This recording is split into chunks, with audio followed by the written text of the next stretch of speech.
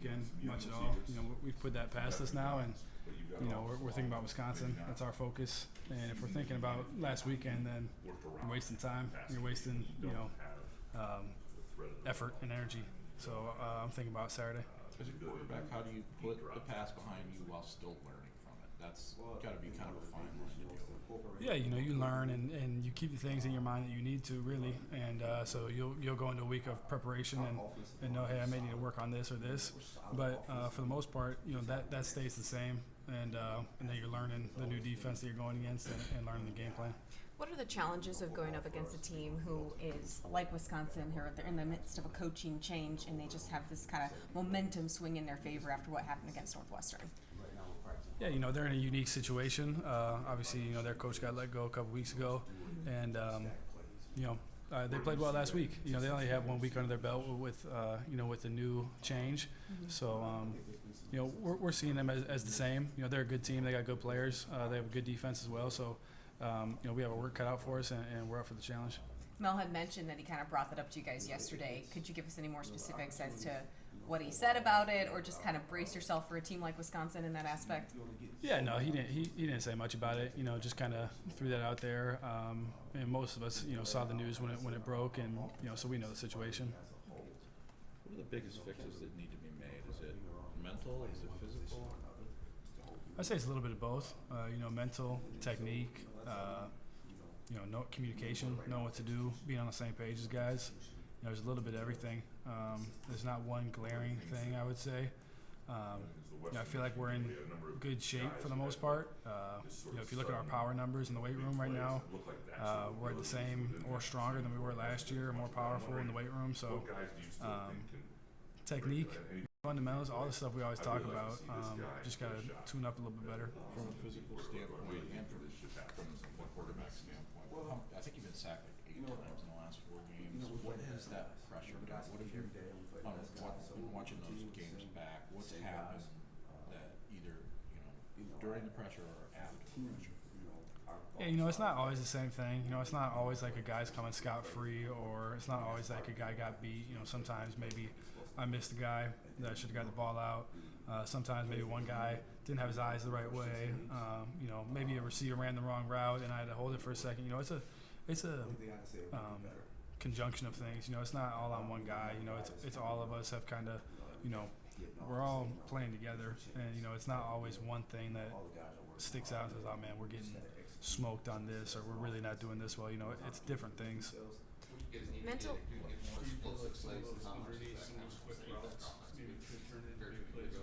Yeah, I think we're seeing a lot more too high coverage than we did last year, or at least deeper safeties than we did last year. So we have to manufacture some of our shots a little bit more than we did last year, and we just got to execute. We're just not hitting on quite as many of the balls deep down the field. I thought we did a much better job on Saturday of getting some connects down the field, 20, 30 plus yards. But yeah, we just got to keep chopping along and find ways to get the ball down the field. And sometimes that's catch and run, and other times that's throw it 50 yards down the field and let guys make plays. So it's a few different things. You may expect to get maybe sacked once or twice in a game, but to have 4 against Ohio State, just mentally maybe after that 4th sack, how do you just sort of get back up and kind of not brush it off, but you know what I mean? Like, how do you sort of get past that? Yeah, you just got to get up and keep moving forward. You can't let that seep into your mind and have that affect your play. I think of like a guy like Joe Burrow. I think he got sacked like 9 times in their playoff game when they won. So I think he was the most sacked player in the league since like 2002 or something last year, and he had like the highest completion percentage, I think, which is incredible. So that's a guy that I look at, not for that reason, for many other reasons. Obviously, he's a really good player, but that stuff doesn't faze him. So you have to move along. And like I said earlier, sacks aren't always on one person or the other. There's different reasons for why that happens. So you just got to get up and keep moving, and don't let that affect your eyes and your feet and stuff like that. How have things in the run game changed for you? Are you seeing fewer lanes right now, fewer opportunities to run, or are you trying to just be more conscientious about picking and choosing when you go? Like me running? Yeah. My running's been a little bit affected since week 1. My body hasn't been necessarily 100% since week one. So my running has not been the same as it always is, unfortunately. I'm working my best to get back to that point, but I have a few different things going on right now that don't allow me really to run full speed, which is tough. But there's times and places where I do have to run. It's not a choice thing. Like, it's not a mental I don't feel like running. It's like I'm not full speed right now, unfortunately. But I'll be back full speed here soon. How much does it change the other parts of your game? Because that was a big component for you last year, being able to pull it out. Yeah, I was just talking to coach the other day. There's some times where I pull the ball where normally I pull it and I'm thinking, I got this guy easily around the corner. Like he's not gonna be able to catch me. And right now it's just like I'm not able to get around that guy because for that reason, I'm not able to have that same. So my vision has to change a little bit, and my decision making has to change because I can't necessarily. I don't have the same, speed getting around the edge and stuff like that. So it has changed. Mobility, same mobility, really. Yeah. You've taken some hits too. I mean, you got toppled, I think, on one play last week too. I mean, yeah, there were a couple hits again last week that that left an effect. But yeah, there's been some times this year where there's been some contact, but it's a physical game. That's why you play it. So. I don't dislike contact, but I've learned this year that you can't necessarily take guys on constantly because it's a marathon, not a sprint, and you need your body to be healthy in order to play at your best. What's the biggest thing you think you might need to do this week in order to get the run game going more? Like I said, with a lot of things, there's not one thing that necessarily stands out to you. It's a multitude of things, and first and foremost.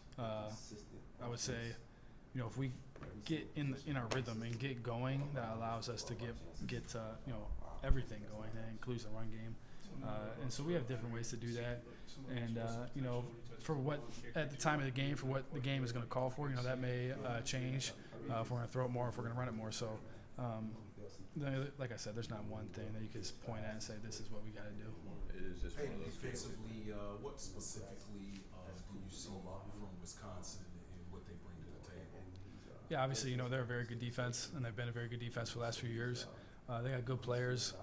They seem to be very disciplined on what they do. I don't really see coverage busts in what I've seen so far. Their gap sound, like a good defense is. And they got big bodies up front. Sometimes they'll play an out front, and they'll play 4 down too, so there's a little mix of that. They bring a couple blitzes that, we've seen before. It's nothing that, that we haven't seen before. But like I said, they're very good at what they do.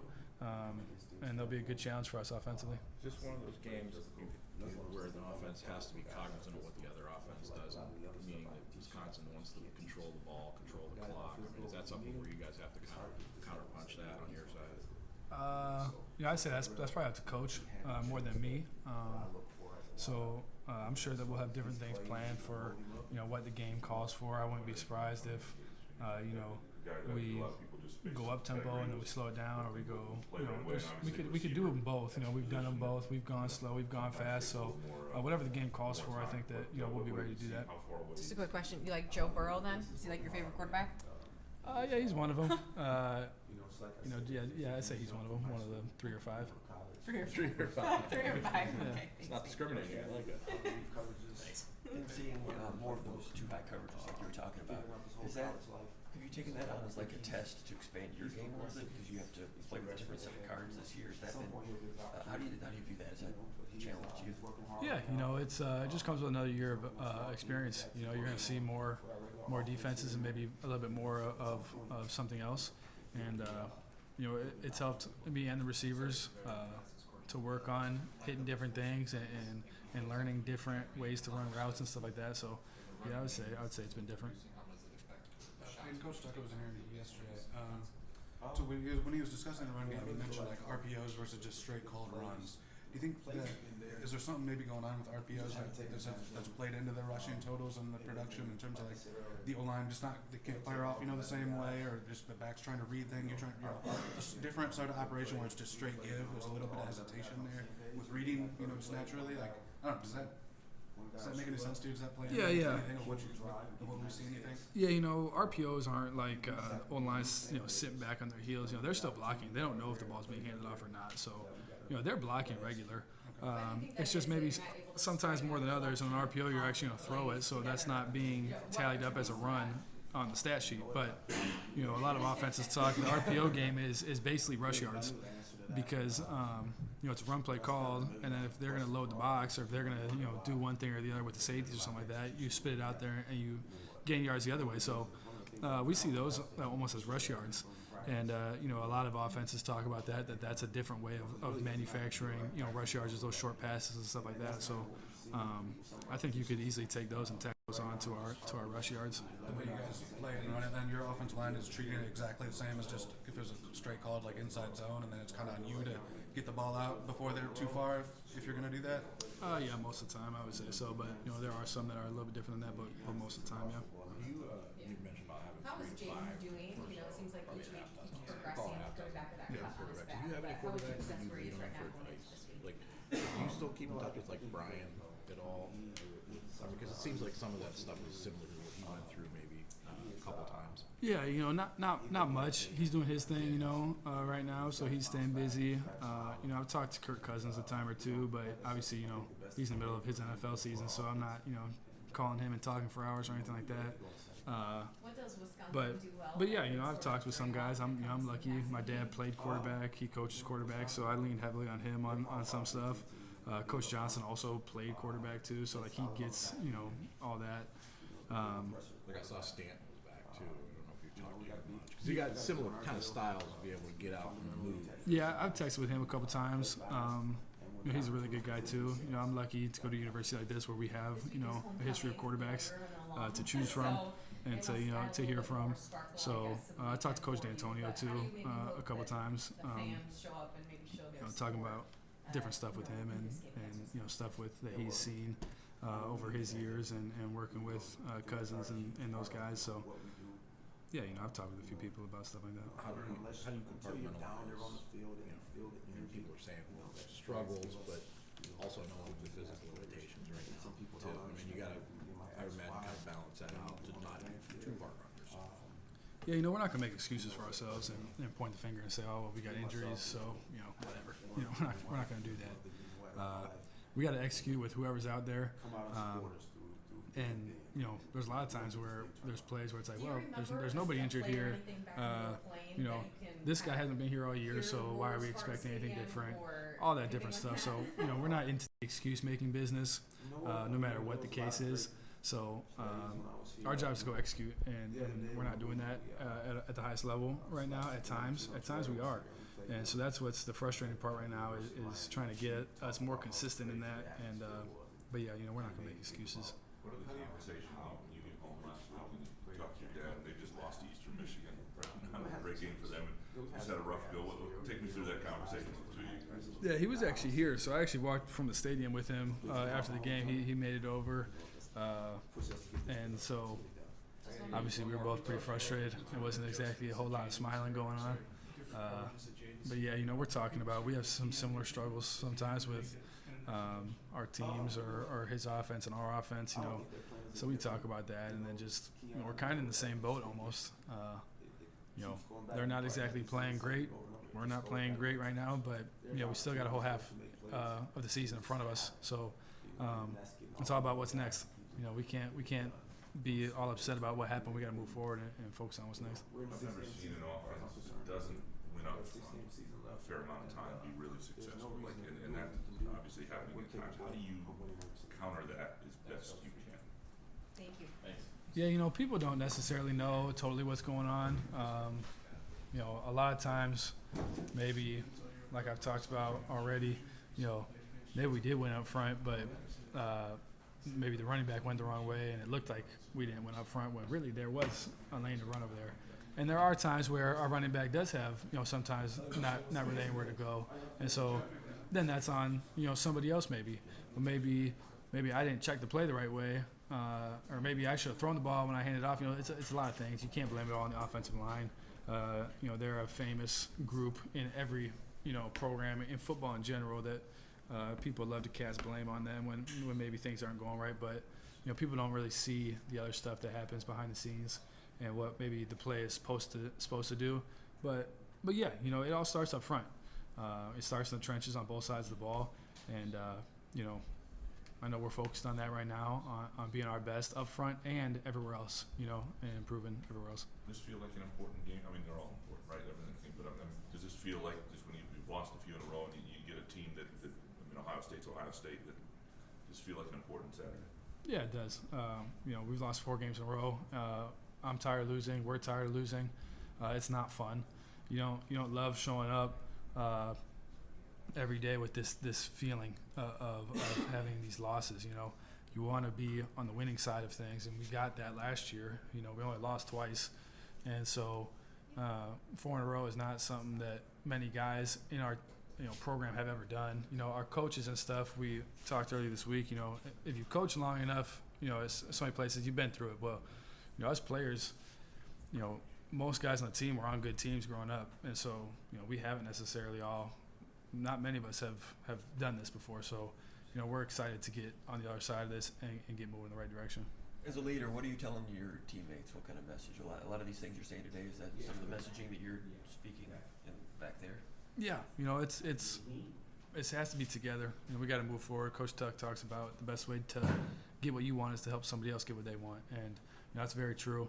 And for us, good things happen to players on good teams. You don't see a ton of draft picks on teams that aren't that good. You don't see a ton of individual awards going out to players on teams that aren't good.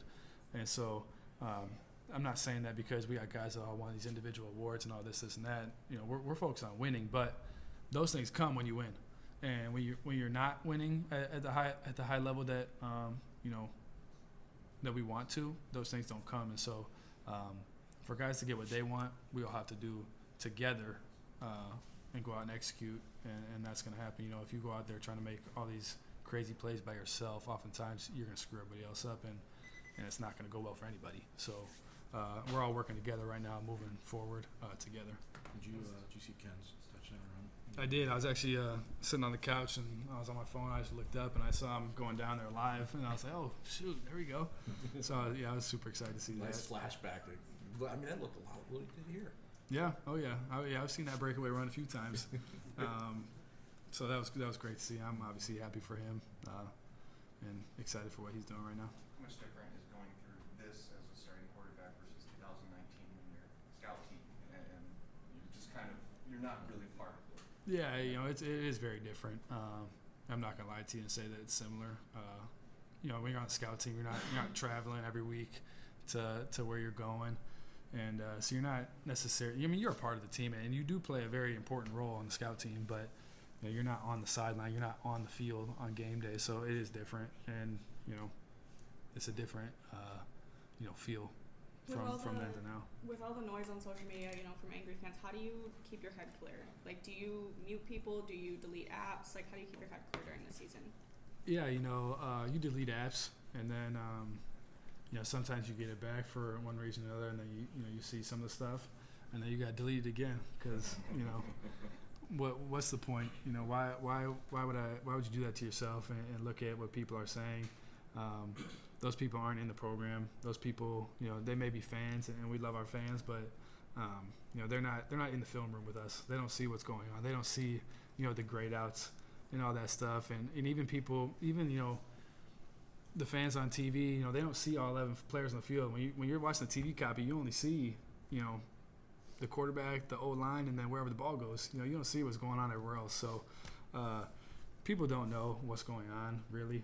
So if you're putting that much value and input into what, people are saying on social media, then you're kind of messing yourself up and setting yourself up for failure mentally. And so you got to clear that stuff out and listen to the right voices. You were talking earlier, Payton, about not being 100%.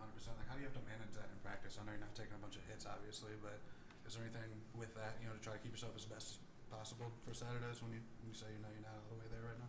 Yeah, you just got to keep up with treatment. We have a great training staff, and